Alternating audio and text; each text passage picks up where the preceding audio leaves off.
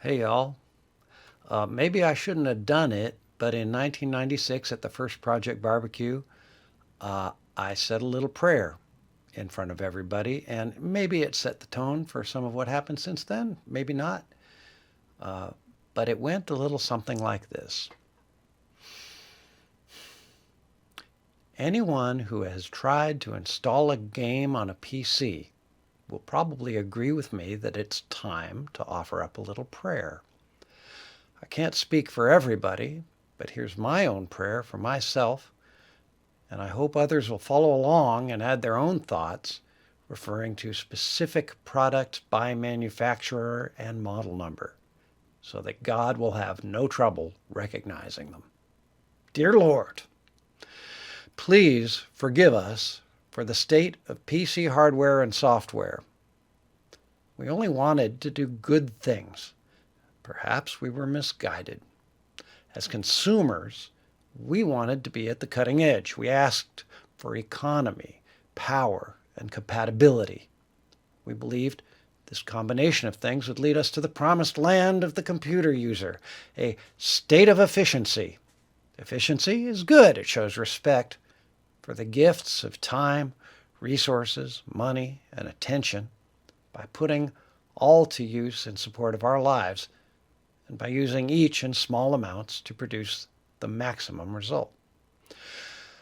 But the results of our desires have not been good. As manufacturers, we put consumers at the cutting edge by creating whatever we could out of whatever technology was available. We answered the call for economy by cutting corners. We answered the call for power by offering special, unique features. We answered the call for compatibility by creating standards.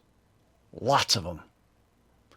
Now, every PC in the world is a little bit different from the next one.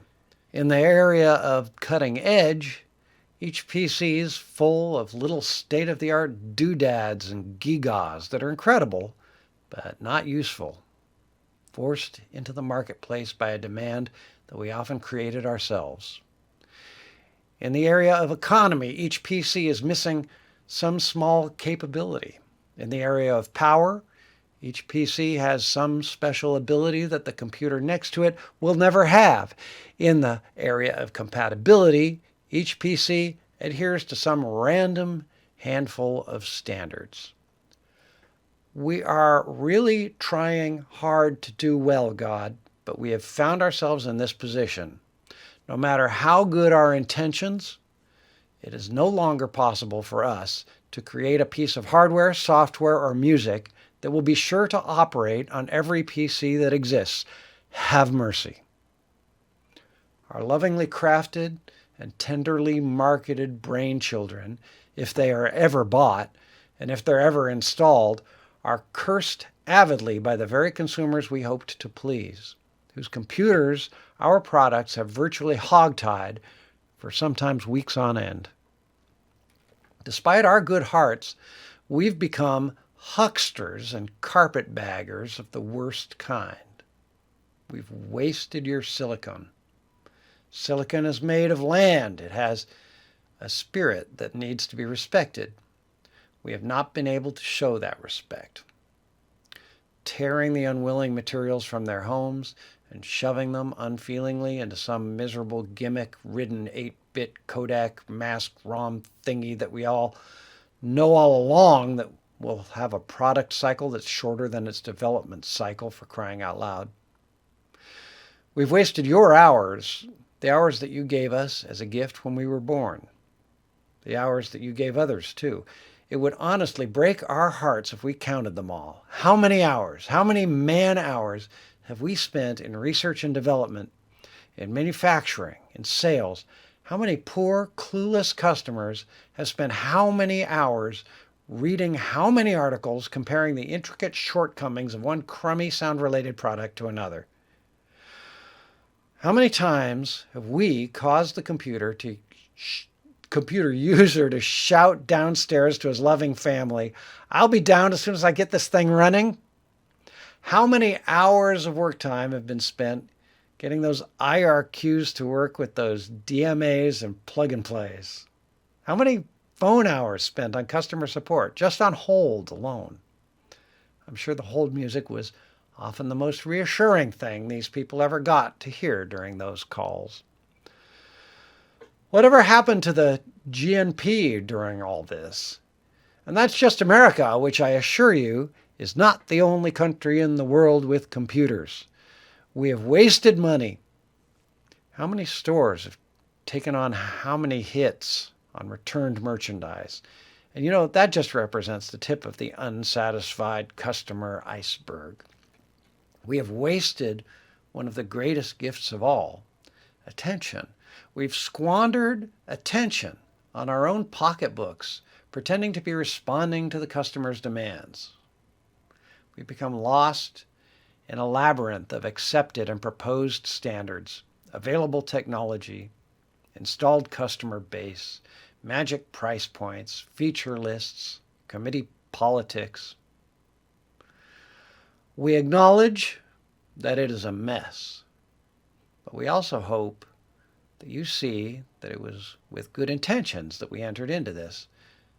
We hope you and we both can remember that we are good people. We all have gifts that we can use to help each other. We ask forgiveness and guidance. We ask that you help us remember what our gifts are and help us to use them now. Perhaps a good start at remembering our gifts would come if you would help us restore contact with the pure ideas that got us into this business, that maybe started when we were 10 or 14 or 23. Take us back to that moment when we decided we wanted to be rock stars because we'd be good at it, because we had something to say. The moment we knew we could bring an inexpensive keyboard to the market so that all of our broke friends could jam and sound like 10 Keith Emersons. The moment when we knew we could write a program that could write automatic Beethoven sonatas or would fix any wrong notes in a song. When we felt in our hearts that we could revolutionize, or we could just contribute to something larger than ourselves. The moment we swore that we would take the path of the hero. Let us be heroes to ourselves, if not the whole world.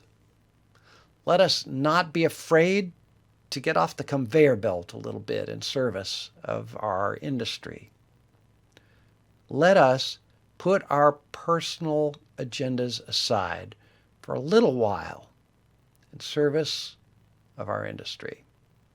Let us open our hearts to each other, to the community, to nature, to you, and listen hard for the little clues that might tell us that we're on a track that will lead us back to our good intentions.